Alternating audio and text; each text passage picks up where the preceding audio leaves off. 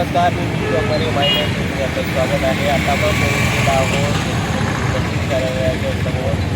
या ठिकाणी उपोषण करते उडाळी गावची जी रहिवासी आहे त्यांची लोकांची मागणी घेऊन या ठिकाणी उपोषणाला बसलेली आहे.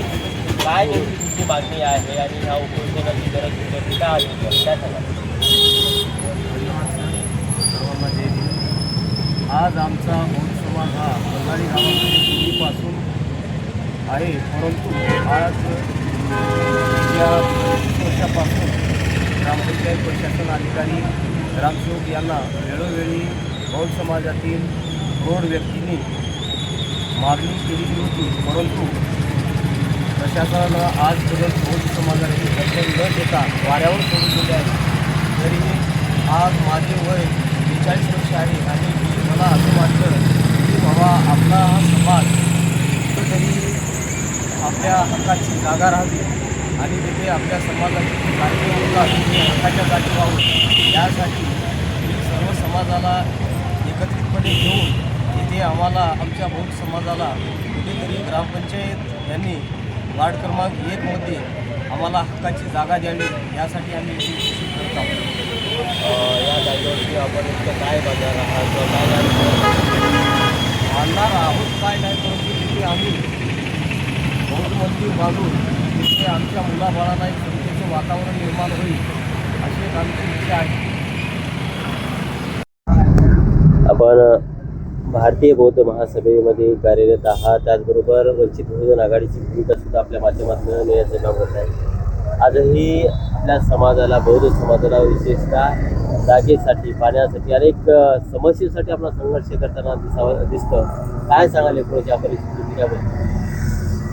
मुळात आमची संकल्पना भारतीय बौद्ध महासभेची संकल्पना आहे की गाव तेथे विहार असावं.